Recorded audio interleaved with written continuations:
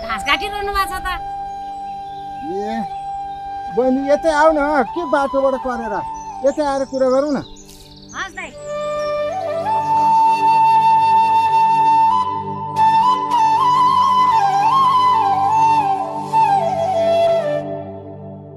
बुढेसकालमा आफै घाँस काटिरहनु भएको छ, के हो यस्तो? अब के गर्नु बहिनी, अब एउटा भएको छोरो विदेशमा छ, छोरी बिहे गरेर दिइहाल्यो अर्का घर, उसैको भ्याइ नभ्याइ छ। अब एउटा भएको बुहारी माइत गएर बसेको छ, नाति नै सानै छ। अब घरको बुढीले सबै काम भ्याउँदिन, अनि मैले नगरेर कसले गर्छ? 12 भाइ छोरा 13 भाइ नाति, म बुढोको धोको काँदै माथि भन्थे। हो रहेछ दाइ, जति भाइ छोरा भए पनि बुहारी भए पनि सुख पाउँला, शान्तिले बसौँला भन्ने चाहिँ रहेनछ दाइ। हेर्नुहोस् त, आफ्नो दुःख आफैसँग। तिमीलाई त के दुःख छ र बहिनी? दुधी भाइ छोरा छन्, बुहारी छिन्।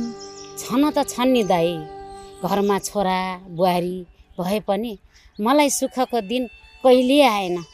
जेठो छोरो एकातिर रिसाउँछ, कान्छो छोरो एकातिर रिसाउँछ, बुहारीले यो भएन त्यो भएन भनेर सधैँ कचकच गर्छिन्। जेठो छोरालाई यसो नगर उसो नगर भन्यो कि ऊ कान्छो छोरासित लागेर बोली भन्छ।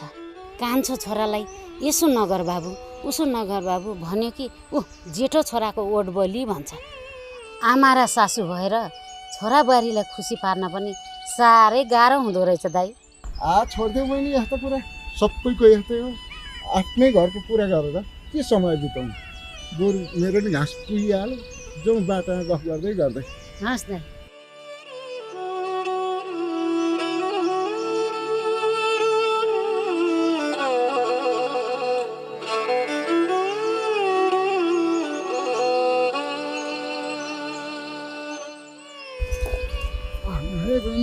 हँसिया छुट्यो भने